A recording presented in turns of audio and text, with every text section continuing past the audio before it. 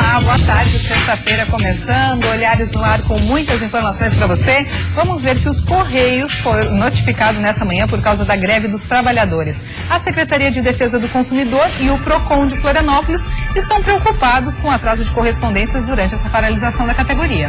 Setembro Amarelo, vamos bater um papo sobre a preservação da vida.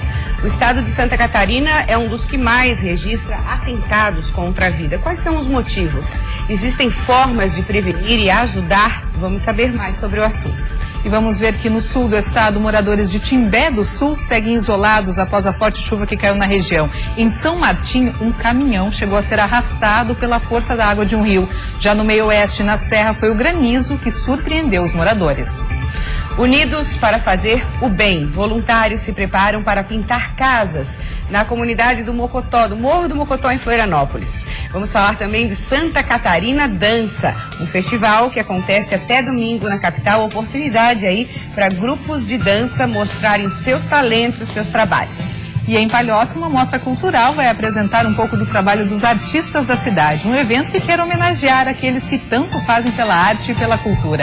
E no programa de hoje tem também a nossa agenda com as opções para o final de semana. Na capital, um evento que quer estimular o soul e o funk. Opa, legal. Fique com a gente então, o Olhares está só começando.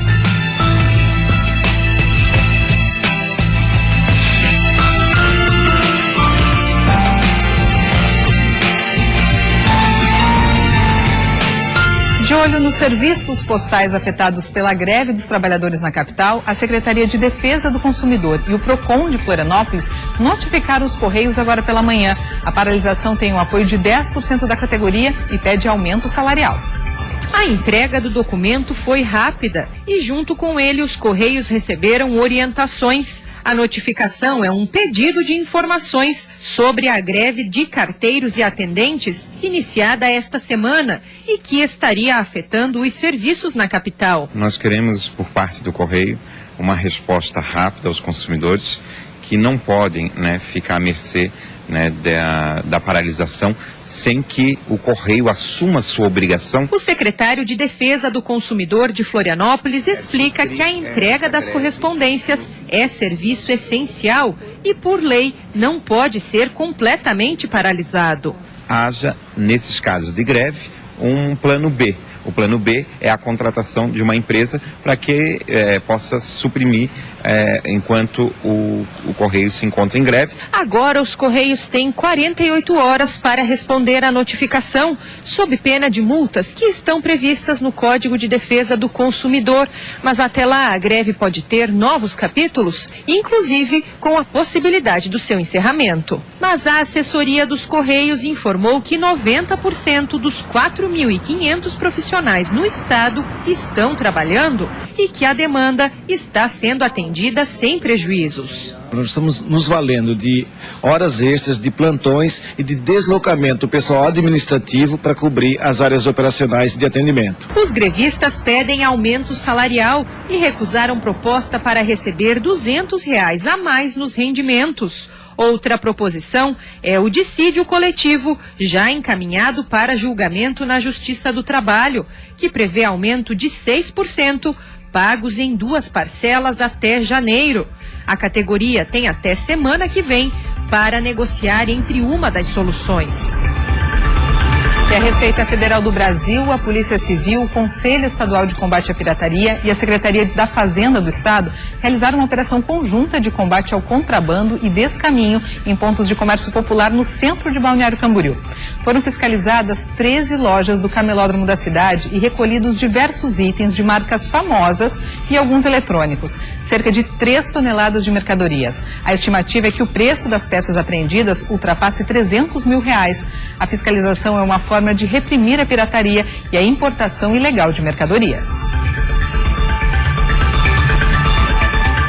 Agora vamos falar sobre o evento Santa Catarina Dança, que está aí na 9ª edição e é conhecido principalmente pelo caráter de inclusão. Vamos conversar com a Rosângela, que é coreógrafa e coordenadora do evento. Seja muito bem-vinda, Rosângela. Um prazer tê-la aqui. Prazer é meu. No meio do festival, você deu um jeito de estar aqui com a gente. Então, uma correria mesmo. O festival já está na 9ª edição. Começou na quarta-feira e finaliza no domingo.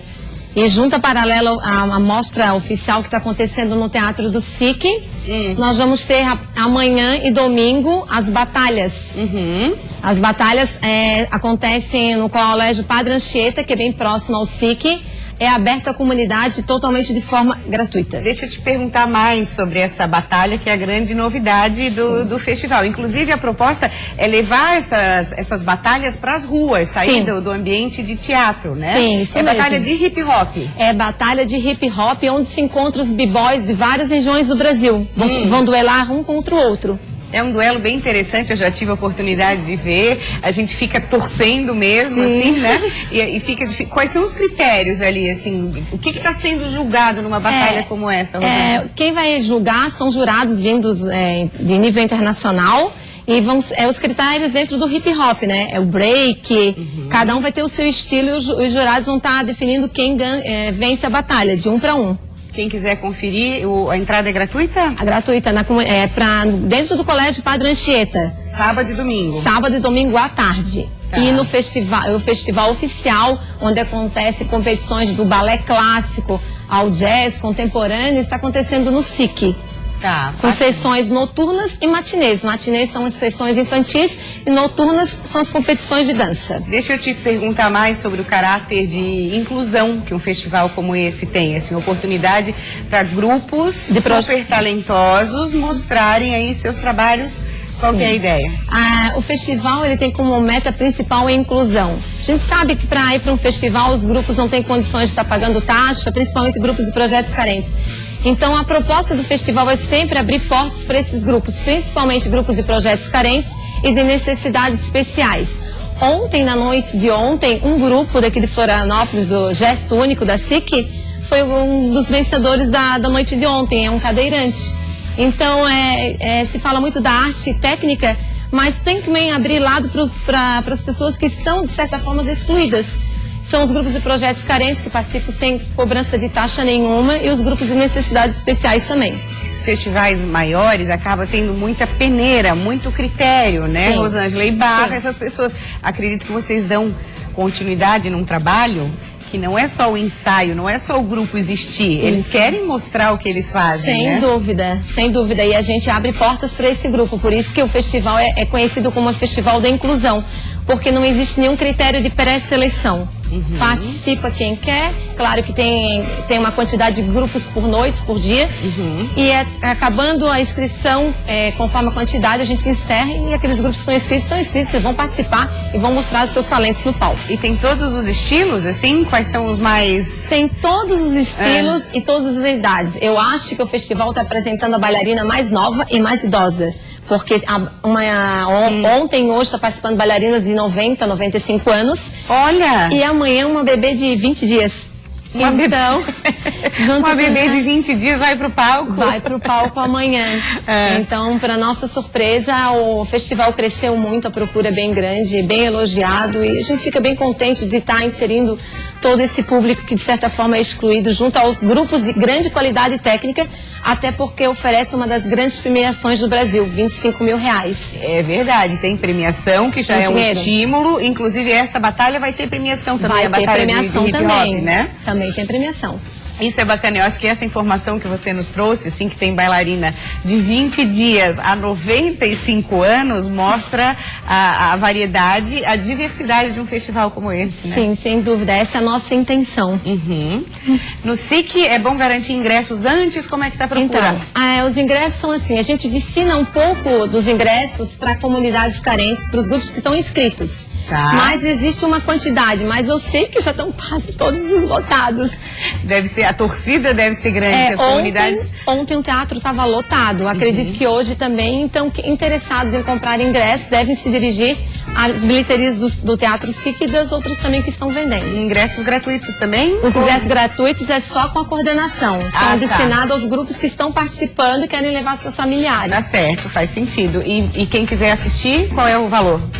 Estão vendendo a R$35, alguns antecipados que sobraram, e R$25,6, e acabando os antecipados, porque foram vendidos os antecipados na loja Todo Esporte, mas como acabou a venda lá, estão vendendo no Teatro do SIC. Tá. E a R$50 é inteira. Tá bom, muito obrigada. A gente adora divulgar esse tipo de trabalho que tem essa conotação aí de integração, de inclusão social mesmo. Parabéns pela iniciativa. Obrigada, eu que agradeço a oportunidade. Sucesso. Obrigada. A gente continua falando aí de trabalho social, né, Karina? A importância dessa união das pessoas, de voluntários, muito bacana. É isso mesmo, vamos falar da União para Fazer o Bem. Voluntários estão se preparando aí para pintar as casas da comunidade do Morro do Mocotó. Vem para cá conversar com a gente também, Maria. Aqui em Florianópolis, pela 5ª vez, estamos recebendo o William e o Padre Wilson. Sejam bem-vindos, são organizadores desse evento que deu muito certo, né? Já está na 5ª edição.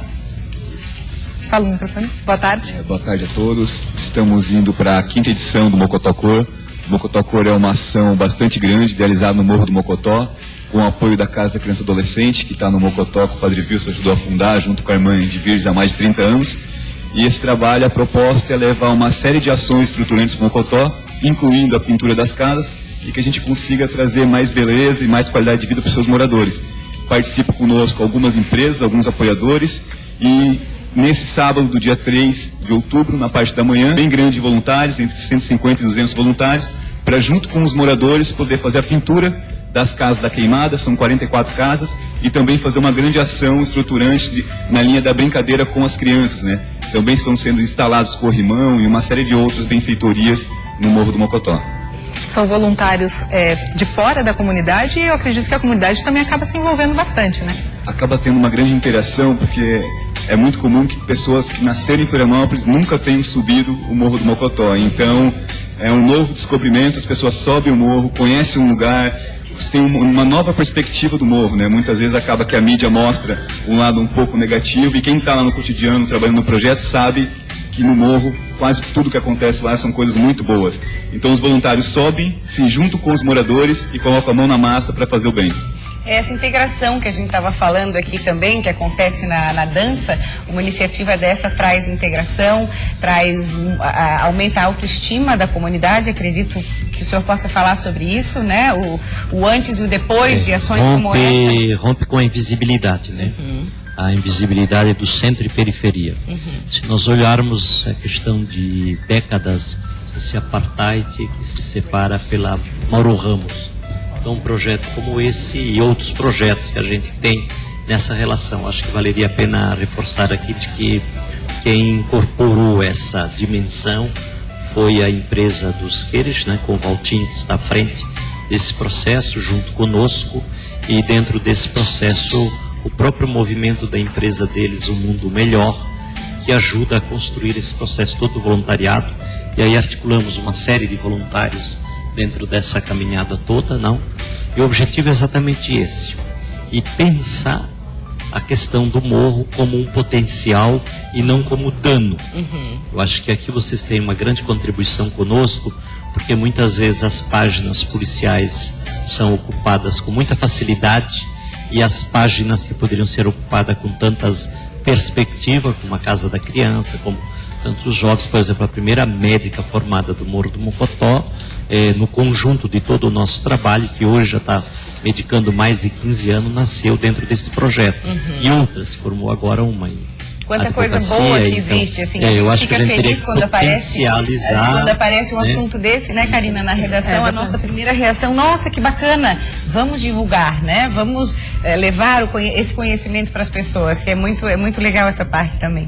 Eu acho que também melhorando um pouco, ajudando eles a melhorar o local onde eles moram, eles também aumentam a autoestima deles, eles mesmos ajudam a cuidar para que o local fique um local bom de se viver, né? A gente trabalha muito na linha da corresponsabilidade.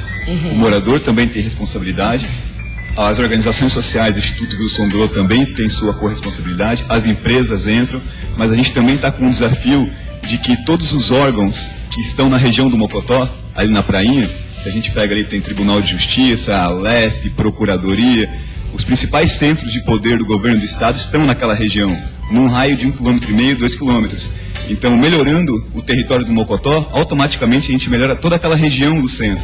Então, nosso desafio é articular todos os atores que estão naquela região para que a gente consiga fazer uma força-tarefa e dar cada vez mais qualidade de vida para o Morro do Mocotó. É conscientizar, né, William, que todos ganham, né? Só vejo ganhos até agora aí, não é assim? Eu acho que esse trabalho de pensar a solidariedade como uma construção cultural, e a cidade pensar suas problemáticas, e os atores da cidade se envolverem nas questões da cidade, é um outro jeito de pensar a vida da comunidade. E a vida da comunidade não é só o Morro do Mocotó. A vida da comunidade é a cidade de Florianópolis, e tem de pensar-se como um coletivo, sem excluir uma parte do seu coletivo, que também produz riqueza. Porque ali tem os trabalhadores, trabalhadoras, pais, mães de família, né? Sim. Agora, como é que a gente gera oportunidade em perspectiva também redistribuindo o bolo da renda do bem comum dessa cidade? E essa ação vai acontecer quando, então? No dia 3 de outubro, um Que é um sábado, sábado. a gente faz uma concentração ali na Mauro Ramos, na creche Celso Ramos, das 7h30 até as 8h, a gente faz uma concentração, toma um café, estaciona o carro ali, 8 horas em ponto, subimos o morro, vamos até lá no topo, na queimada, e a partir das 8h começamos o trabalho de pintura das 44 casas e também o trabalho de recreação com as crianças. Quem tiver interesse pode ligar no Instituto 3039 1828. Quiser fazer uma inscrição, quiser participar, quiser saber mais informações, pode ligar no 3039 1828, que a gente dá todo o auxílio para poder participar. Vai bacana ser para levar. iluminada também a Galeria de Obras de Arte. Na Olha. entrada do morro foi feita uma galeria, que é a entrada central do Morro do Mocotó, com grafite, contando a história do morro. E essa área vai ser toda iluminada. Então, bacana. aquilo que se dizia o Beco da Lixeira, hoje É se uma abre galeria como uma de arte. galeria de arte. Que diferença, hein? Isso faz a diferença. Faz toda a diferença. na entrada do Programa morro. bacana para ir com a família, né, Bacana, Karina? né? Pai, mãe, filhos, ajudar nesse mutirão aí. Fazer Muito o bem legal. faz bem, né? E eu penso que o projeto maior, para a perspectiva de futuro que vai se sedimentando, exatamente é esse tripé. Como é que a gente pode trabalhar geração, trabalho e renda, a questão do turismo e a questão do meio ambiente no conjunto do maciço, porque hoje o maciço tem 37 mil pessoas. É muita Que gente. faz parte de toda essa área do maciço. Então, potencializar numa perspectiva de redistribuição de renda e de possibilidades e oportunidades, eu acho que é o conjunto de atores da cidade que tem que pensar essa questão. Muito obrigada, parabéns pela ação. Boa sorte lá no dia 3, que seja um grande número de voluntários participando dessa ação lá no Morro do Vamos Mocotó. colorir aí a vida, né? Obrigada. Obrigada. E depois do intervalo, Mostra Cultural. Palhoça quer valorizar os artistas da cidade em um evento interativo com o público. Vamos ver ainda a situação dos municípios atingidos pelas chuvas no sul do estado. Em Timbé do Sul, comunidades seguem isoladas e em São Martinho, um caminhão chegou a ser arrastado pela força das águas de um rio. Os detalhes você acompanha dentro de instantes.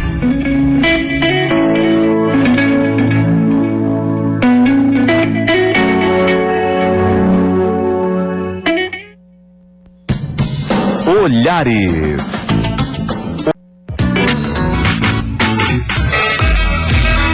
Estamos de volta, agora vamos falar sobre o Setembro Amarelo, um nome aí que foi criado para alertar, para conscientizar sobre a questão do suicídio. Santa Catarina está entre os estados onde acontece o maior número de mortes em relação a isso. Nós convidamos o Luiz Melo, que é psicólogo. Seja muito bem-vindo ao programa Olhares. Obrigado. Luiz e o psiquiatra Fabiano hoje vão promover uma mesa redonda, vamos chamar assim, né? Sim, uma mesa redonda. Sobre o tema, aberto ao público, gratuito, e eu acho que é super importante começar a falar sobre o tema. É um grande começo, vamos dizer assim, né? Exatamente.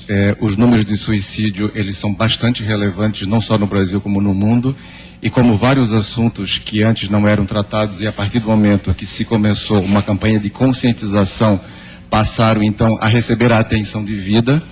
Essa questão do suicídio, nesse momento chegou o momento de a gente trabalhar essa questão, porque estatísticas demonstram que 1 milhão de pessoas todos os anos se suicidam. Nossa. É uma estatística tão estarrecedora que a maioria das pessoas não tem ideia que o suicídio mata mais do que as guerras. Esse evento que a gente vai fazer hoje à noite é uma promoção de diversas instituições que estão se reunindo para fazer essa campanha de prevenção chamada Setembro Amarelo, exatamente para chamar a atenção do tema. Agora, acredito que uma das grandes dificuldades seja identificar, né, e prevenir. De que forma que isso pode ser trabalhado, na sua opinião? Essa pergunta é a pergunta essencial da nossa campanha. Muito obrigado, muito apropriada mesmo. E não combinamos, Não né, combinamos, não combinamos, exatamente. O bom é o espontâneo, né? A pergunta é bem interessante porque se estima, os estudos, que 90% dos casos de suicídio poderiam ser prevenidos única e exclusivamente dando a atenção para uma pessoa que está em sofrimento. Na nossa sociedade hoje é muito comum existir uma exigência que a pessoa sempre tem que estar bem, ela sempre tem que estar arrumada. Tem que A eterna busca da felicidade. Isso, assim. exatamente. Tem que estar sempre no salto, como a gente diz, né? Então é quase como se a gente não tivesse uma tolerância para quem está em sofrimento. Muito disso porque quando uma pessoa está num sofrimento grande, isso também de alguma forma mexe com a gente. Sim. Então muitas vezes a gente prefere não tomar consciência de que, por exemplo, alguém na família está com um comportamento estranho. Que a partir do momento que eu não tomo consciência, eu me excluo da responsabilidade. Eu me excluo da responsabilidade e deixo de auxiliar, às vezes, com uma simples ação, como chegar e perguntar para um amigo, um familiar, quem sabe um filho, quem sabe um pai mais idoso, quem sabe um colega de trabalho, está tudo bem contigo? Estou te achando meio triste, o que está acontecendo? Exatamente, exatamente. Por exemplo, no Brasil, uma estatística que dói muito na gente, e por isso essa campanha de várias instituições brasileiras, está aumentando o número de jovens que estão se suicidando. Então, muitas vezes a gente diz que o jovem, a gente trata o jovem adolescente assim, é aborrecência. E às vezes o jovem está passando por um bullying, está passando por uma situação, uma questão de uma dúvida cruel com relação à sexualidade, uma dificuldade de relacionamento com os pais, e ele começa a se comportar de forma estranha. Na maioria das vezes, essas pessoas dão sinais de que elas estão num sofrimento e a gente prefere ignorar ou achar que ela está brincando, ou achar que é frescura. Ou pior, né, Luiz? Isso, não dá devida... é frescura, é coisa da idade, a gente escuta muito isso. Sim, exatamente. Isso é muito perigoso, sem dúvida. Você falou na questão do sofrimento, fala-se da depressão, que é considerada aí o mal do século. Tem a ver, assim, as pessoas que começam com essa tristeza, pessoas deprimidas merecem uma atenção maior? Como é que isso é tratado? As tuas perguntas estão essenciais. Esse é outro segundo ponto muito importante. Embora não seja exclusivo as tentativas de suicídio de pessoas que estão com transtornos psicológicos, as pessoas que estão em depressão, especialmente as pessoas que têm o que a gente chama uma depressão profunda, uma depressão clínica, a maioria das pessoas que está nesse quadro pensa em suicídio. Então, quando, por exemplo, quando as pessoas associam depressão com dependência química, além da questão da depressão, que não está sendo devidamente tratada, e a pessoa também tem uma questão de dependência química, quando associa esses dois quadros, então, assim, o caminho do suicídio fica muito perto. Merece um alerta maior. As pessoas que estão nesse quadro merecem um alerta maior, perfeitamente. Então a gente tem que distinguir, claro que a gente não tem tempo para tratar mais tecnicamente, mas, por exemplo, a tristeza é normal. A tristeza passageira. Ela faz parte da vida. Aquela fase da vida. Sim, imagina que você perde um familiar muito querido pelo fenômeno da morte, né? É natural que você sinta essa falta que faça o luto, né? Agora, quando a tristeza ela é exagerada, ela passa de um ponto, ou a tristeza se prolonga durante muito tempo, ou ela tira da pessoa a vontade de trabalhar, de viver, de conversar, de estudar, aí sim ela começa a entrar no quadro de depressão, e isso pode levar ao suicídio. E o transtorno de ansiedade generalizada também merece um cuidado? Também merece um cuidado, porque ansiedade e depressão estão muito próximos. Um quadro a ansiedade pode virar depressão pode virar ansiedade, os últimos estudos mostram isso. E também é um quadro que a pessoa está reagindo exageradamente com preocupação com relação à vida. Agora, doutor Luiz, nós já mostramos aqui no Olhares uma reportagem bem interessante falando sobre o Setembro Amarelo, que mostrou o trabalho do CVV, do Centro de Valorização da Vida. A gente não poderia deixar de falar, porque eu acho admirável o trabalho desenvolvido lá. O CVV, eu quero dizer assim que eu tenho uma enorme alegria de ter nascido no mesmo ano do CVV. O CVV nasceu em 1962. Eu sou manezinho e nasci em 62. Que coincidência bacana. O Centro de Valorização da Vida, cvv.org.br e telefone 141 é a instituição brasileira mais importante na prevenção do suicídio, com aquilo que a gente acabou de conversar, Maria Paula. Escutando as pessoas. Às vezes ele não consegue que ninguém, mas ele pode ligar e alguém vai escutá-lo, e na maioria dos casos, quando tu tem alguém que simplesmente te escuta, sem julgar e sem dar conselhos, isso pode ajudar a pessoa a ver o ângulo do sofrimento dela de outro jeito. É simplesmente aquele ombro amigo, assim. Ombro amigo. Tão fácil, né? Sim. É uma coisa simples, mas que nos dias de hoje ainda... Por exemplo, parte das pessoas que se suicidam, para cada pessoa que se suicida, estima-se que houveram 3 ou 4 tentativas, ou pensamentos nesse sentido, né? A pessoa que recebeu uma simples orientação dizendo assim, poxa, mas por que não vai no psicólogo?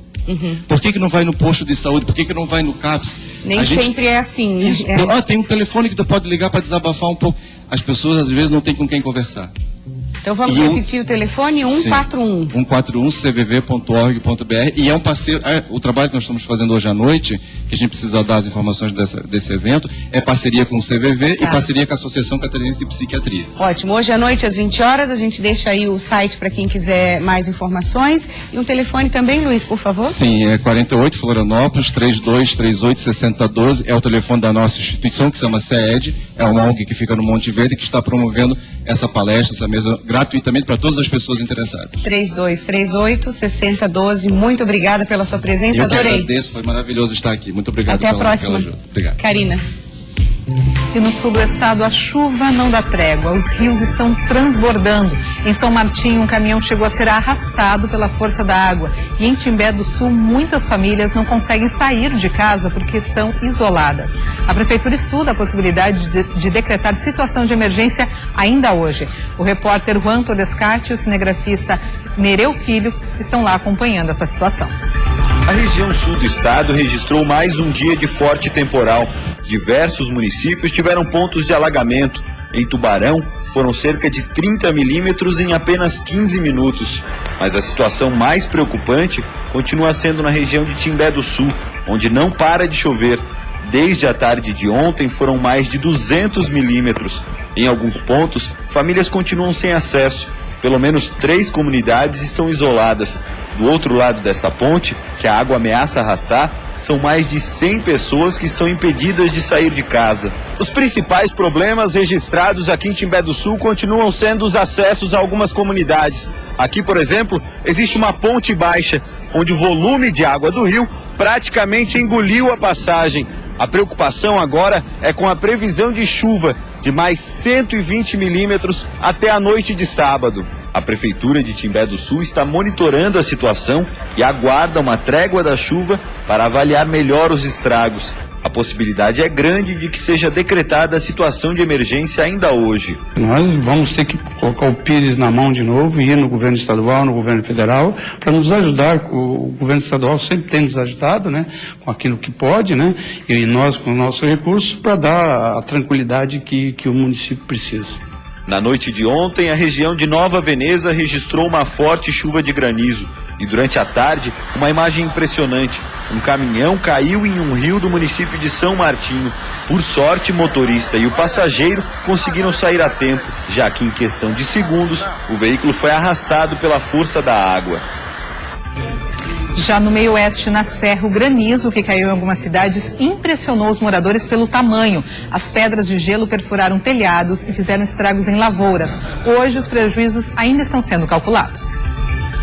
O granizo na cidade de Videira veio acompanhado de fortes ventos e chuva. Os bairros mais prejudicados foram Cidade Alta, Farroupilha e Vila Verde. Nesse último, as pedras chegaram a atingir o tamanho da palma de uma mão. Com o grande número de ocorrências, os bombeiros não conseguiram ir a todas as residências e populares foram até o quartel em busca de lonas. No total, segundo os bombeiros, foram cerca de 9 mil metros de lona distribuídos para 79 pessoas atingidas. Os principais problemas foram os destelhamentos por causa do vento e perfurações nas telhas por causa do granizo. Uma pessoa teve ferimentos leves ao cair enquanto tentava fazer o conserto de um telhado. Em Caçador, o granizo também provocou estragos. Os distritos de 40 e Taquara Verde foram os mais afetados. Já na localidade de Macacos, que fica a 25 quilômetros de Lages, a chuva de pedra durou cerca de 5 minutos. Algumas casas ficaram destelhadas e produtores ainda calculam os prejuízos nas lavouras. E uma questão vital para a economia do estado foi discutida na capital: a reestruturação das ferrovias e a ampliação com novos trajetos. Um dos traçados, a ferrovia litorânea, deve ficar pronto em 6 anos e promete gerar retornos imediatos à produção catarinense. Mas o problema é que o projeto ainda nem saiu do papel. O corredor litorâneo, com 245 quilômetros, deve ligar Imbituba, no sul do estado, até Araquari, na região norte, passando ainda por Tijucas. O projeto executivo divide a obra em 2 trechos, mas um impasse no Morro dos Cavalos, na Grande Florianópolis, impede a conclusão do documento, que está 75% concluído e custou aos cofres públicos quase 16 milhões de reais. Sem essa ferrovia, nos próximos 15 anos, 20 anos, nós vamos estar no caos. Então nós precisamos dessa ferrovia e nós precisamos, acima de tudo, utilizar o dinheiro público que já foi gasto. O Departamento Nacional de Infraestrutura e Transportes avaliou 4 propostas de impacto ambiental e indígena no local, entre elas um desvio via túnel que custaria 16 bilhões de reais, mais do que o valor total da ferrovia. Agora pretende trabalhar em conjunto com o IBAMA e a FUNAI para tirar do papel o projeto que poderá dar início às obras. Definir qual que é a alternativa que o DENIT tem que estudar, a alternativa de traçado. Então, nós contrataremos o estudo do componente indígena, que eu acredito que não seja algo muito demorado, e a partir daí concluir o processo de licenciamento e, por conseguinte, o projeto básico. Isso ainda este ano? É a nossa expectativa. O coordenador da FUNAI explica que a preocupação da entidade é com as 35 famílias ou 150 pessoas que habitam a região e com as medidas compensatórias exigidas por lei. São as orientações da FUNAI que vão embasar o estudo de impacto ambiental sobre componente indígena a ser feito pelo DENIT. Faz o estudo, apresenta para a FUNAI e para os indígenas, em sendo aprovado o processo segue. A meta do governo federal é incentivar que o transporte ferroviário chegue aos 45% de utilização, mas a realidade atual é bem diferente. No Brasil, apenas 25% das cargas transitam nessa modalidade e aqui em Santa Catarina o número é ainda menor, somente 5%. Para o presidente da Associação Nacional de Transportadores e Usuários de Ferrovias, apesar dos entraves, a expectativa é revolucionar a malha ferroviária do estado, com um traçado completo de ferrovias entre regiões e ligações com portos e rodovias, gerando diversos benefícios. Uma locomotiva consegue transportar entre 160 até 400 cargas de caminhão, sem tirar a carga do transportador rodoviário de carga. É importante dizer isso, que é bem ao contrário, é mais um modal para ele transportar. Apresentar a arte e a cultura do município à comunidade de Palhoça. Essa é a proposta da primeira mostra cultural que acontecerá de 22 a 24 de setembro. Estamos recebendo aqui o Ricardo e o Júnior, sejam muito bem-vindos. Falar de cultura sempre é bom, a gente adora. Com certeza. Primeiro, agradecer o espaço. Vamos falar um pouco da cultura do município de Palhoça. Como é que surgiu a ideia dessa mostra? É uma iniciativa da Fundação de Esporte e Cultura de Palhoça, junto com a Prefeitura Municipal, com o apoio da Nest Empreendimentos Imobiliários, né? É uma forma de oportunizar ao palco os artistas da cidade, né? E dar essa oportunidade para as pessoas visitarem, conhecerem os artistas de perto. E aí nós estamos falando de música, o que mais? Música, teatro, escultor, pintor, cantor. O objetivo é expor à população palhocense e região quem desenvolve a cultura do nosso município, né? Boi de mamão, terno de reis, a gente tem várias atrações que a gente acaba conhecendo ao longo do trabalho. A gente quer expor essas pessoas, esses trabalhos à sociedade de Palhoça região. Tem muita gente talentosa, mas essas apresentações acontecem em eventos separados. Então, quando acontece um evento desse que reúne, né, fica bem mais interessante, que a pessoa vai lá, passa o dia assistindo, muita variedade. A cultura em suas várias vertentes, né? Então, desde das artes plásticas, as artes cênicas e também a parte musical, né? Então, temos lá, vamos ter do dia 22 ao dia 24, na Mansão Luque, em Palhoça, uma mostra, oportunidade, como o Júnior mesmo falou, né, para a comunidade conhecer os artistas da cidade e os próprios artistas da cidade poderem se mostrar para a comunidade, né? Inclusive tem tem uma homenagem, né, para quem estimula a cultura. Enquanto isso, Ricardo, dá licença, eu vou mostrando aqui o cartaz, pode ser aqui para o Jonathan?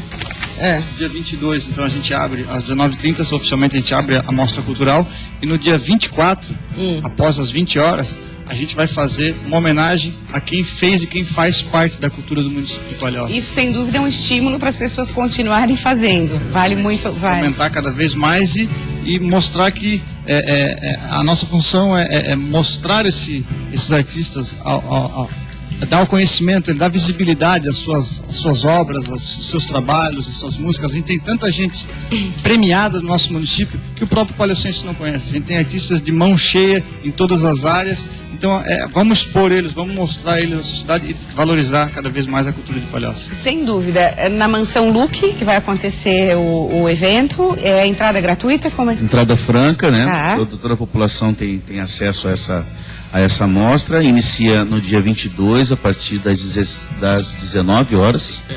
Abre a casa às 17, mas a abertura oficial às 19h30. 19h30, né? Com quadros expostos, esculturas e música também, né? Música, teremos lá grandes atrações musicais à espera da comunidade.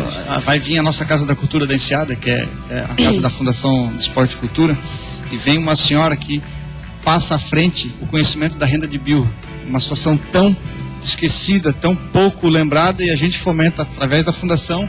Ela dá aulas lá na Casa da Cultura e ela vai estar lá no dia, fazendo renda de bilro, passando esse conhecimento. Conhecimento que é compartilhado aí para manter viva essa tradição, né? Exatamente. E às vezes o próprio terno de reis, o próprio boi de mamão, fica às vezes em segundo plano numa administração pública, numa sociedade, e o objetivo é trazer eles. O esporte e a cultura transformam muito a vida das pessoas, né? Sem dúvida. Da criança, adolescente e até do próprio adulto, dar essa oportunidade e quem sabe seguir uma carreira através daquela arte ou daquele esporte. Então, o nosso objetivo é esse daí. Júnior, muito obrigada. Ricardo também, sucesso para vocês, que existam aí várias mostras. Essa é a primeira, está só começando, né? Obrigado pela oportunidade.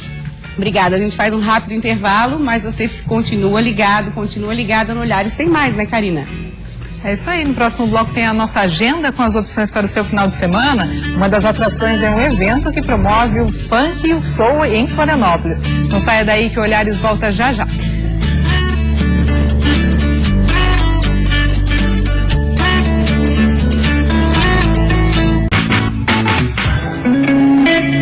Estamos de volta ao vivo para todo o estado, agora 1h49. E esse final de semana tem muita coisa boa para você aproveitar. Veja algumas das opções que nós separamos na nossa agenda.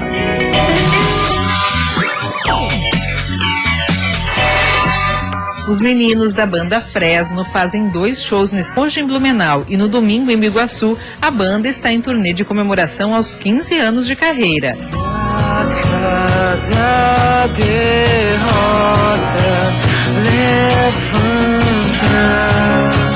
No Oeste, a sexta-feira é de sertanejo. O cantor Lucas Luco se apresenta nesta noite em São Miguel do Oeste. Natural de Minas Gerais, ele está levando o sertanejo universitário por todo o país. Vamos fazer assim, eu cuido de você, você cuida de mim, não desisto de você, e nem você de mim, vamos até o fim. E São José recebe hoje o show comemorativo de 25 anos do Grupo Molejo. Com muita simpatia, coreografias e um repertório animado, o Molejão vai agitar esta noite de sexta. Agora todo mundo na dancinha da vassoura. Bora. E no sábado tem mais sertanejo no estado. O estilo será representado pela dupla Jean e Júlio, que faz show em Rio do Oeste, no Alto Vale do Itajaí. Os meninos paranaenses estão cada vez mais conquistando espaço e fãs em todo o país.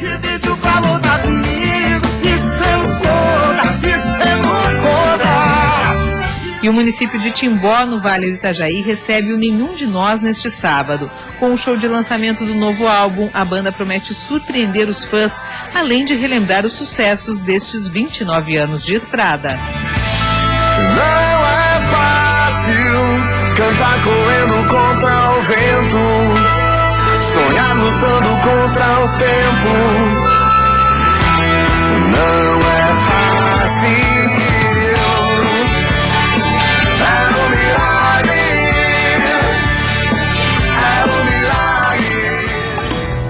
Coisa boa, no final de semana tem ainda muito mais, um evento para estimular os ritmos funk e soul. Esta é a ideia do Watapunk, que vai acontecer aqui na capital A Adriana Coelho, produtora e organizadora, está aqui com a gente. Seja bem-vinda, Adriana. Conhecida como Drica, né, Adriana? Sim, Drica Coelho. Bem-vinda. Bem-vinda, Drica. Qual é a ideia do Wata Funk? Então, o Wata Funk ele nasceu da vontade minha e de um amigo meu, Renato Magrini, em realizar festas que resgatassem a música da década de 70, o verdadeiro funk soul, né? Relembrasse os ritmos quentes do James Brown. E a gente teve muita sorte, porque a gente fez a festa e a nossa primeira edição já deu 700 pessoas, assim, né? Então a gente sentiu uma demanda, existia uma carência de festas voltadas assim, para black music, né? Que é a nossa vertente, é o que a gente gosta de produzir. Isso é bacana, a partir do momento que banca um evento, vamos fazer para ver o que vai acontecer. Sim. Identifica que existe um espaço. Exatamente. Ou seja, a cada ano vai crescendo, né? Vamos para hoje a 5ª edição? Não, a gente já passamos aí certamente de 20 edições. Bem mais. Nós estamos fazendo 4 anos mês que vem. Isso que eu confundi com o aniversário. Isso, nós já realizamos bastante shows, né? Como o meu sócio foi embora para a Europa, eu passei a convidar vários coletivos de cultura para fazerem parte das nossas produções locais. Pois produzir em Florianópolis é sempre um desafio muito grande, ainda mais uma festa específica que nem a nossa, né? E eu tenho o prazer, então, de produzir shows com uma galera bem legal que também tenta fazer acontecer a cultura aqui em Florianópolis, né? Parcerias boas. Parcerias boas, exatamente. Assim. E eu fico bem satisfeita com as coisas que a gente tem realizado. E também estou bem satisfeito com a aceitação dos artistas em quererem fazer parte da nossa festa. São artistas locais e artistas do Brasil convidados. Locais e de nível nacional.